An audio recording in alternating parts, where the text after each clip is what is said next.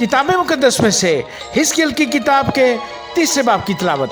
फिर उसने मुझे कहा, ऐ आदमजाद, जो कुछ तूने पाया सो खा, इस्तेमाल को निकल जा और जाकर इसराइल के खानदान से कलाम कर। तब मैंने मुंह खोला और उसने वो तुमार मुझे खिलाया। फिर उसने मुझे कहा, ऐ आदमजाद, इस तुमार को जो मैं तुझे देता हूँ खा जा और उससे अपना पेट भर ले। तब मैंने खाया और वो मेरे मुंह में शहद की मानद मीठा था। फिर उसने मुझे फरमाया, ऐ आदमजाद, तू बनी इसराइल के पास जा और मेरी ये बातें उनसे कह, क्योंकि तू ऐसे लोगों की तरफ नहीं भेजा जाता जिनकी जुबान बेगाना और जिनकी बोली सख्त है, बल्कि इसराइल के खानदान की तरफ, न बहुत सी उम्मतों की तरफ जिनकी जुबान बेगाना और जिनकी बोली सख्त है, जिनकी बात तू समझ नहीं सकता। यकीनन अगर मैं तुझे उनके पास भेजता तो वो तेरी सुनती, लेकिन बनी इसराइल तेरी बात न सुनेंगे, क्योंकि वो मेरी सुनना नहीं चाहते, क्योंकि सब बनी इसराइल सख्त पेशानी और संग दिल हैं। देख, मैंने उनके चेहरों के मुकाबिल तेरा चेहरा दुरुस्त किया है और तेरी पेशानी उनकी पेशानियों के मुकाबिल सख्त कर दी है। मैंने तेरी पेशानी को हीरे की मानद चकमाक से भी ज्यादा सख्त कर दिया है। उनसे ना डर और उनके चेहरों से हरासा न हो, अगरचे वो बागी खानदान है।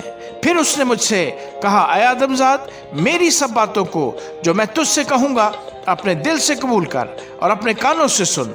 अब उठ, असीरों यानी अपनी कौम के लोगों के पास जा और उनसे कह, खुदावंद खुदा यूं फरमाता है, ख्वाह वो सुने ख्वाह न सुने।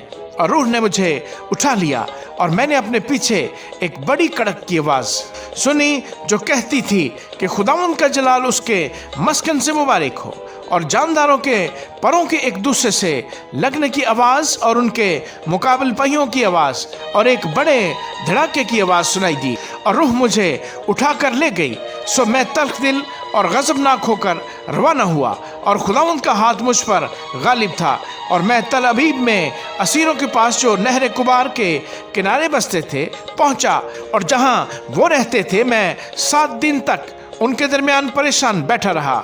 और 7 दिन के बाद खुदावंद का कलाम मुझ पर नाजिल हुआ कि ऐ आदमजाद, मैंने तुझे बनी इसराइल का निगहबान मुकर्रर किया, बस तू मेरे मुंह का कलाम सुन और मेरी तरफ से उनको आगाह कर दे। जब मैं शरीर से कहूँ कि तू यकीनन मरेगा और तू उसे आगाह न करे और शरीर से न कहे कि वो अपनी बुरी रवश से खबरदार हो ताकि वो उससे बाज आकर अपनी जान बचाए, तो वो शरीर अपनी शरारत में मरेगा, लेकिन मैं उसके खून की बासपुर्स तुझसे करूँगा।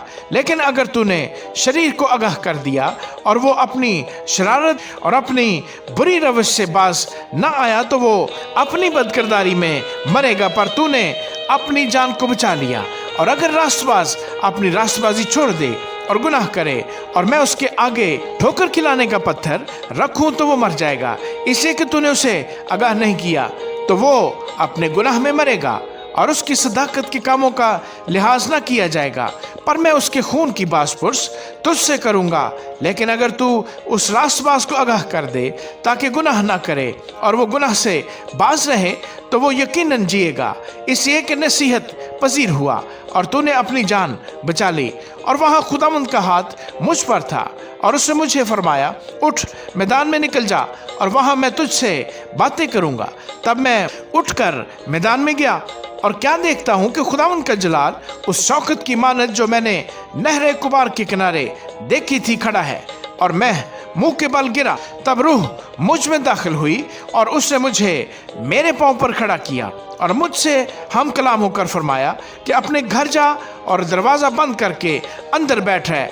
और ऐ आदमजाद, देख, वो तुझ पर बंधन डालेंगे और उनसे तुझे बांधेंगे और तू उनके दरमियान बाहर न जाएगा, और मैं तेरी जुबान तेरे तालू से चिपका दूंगा कि तू गूंगा हो जाए और उनके लिए नसीहत गो न हो, क्योंकि वो बागी खानदान है।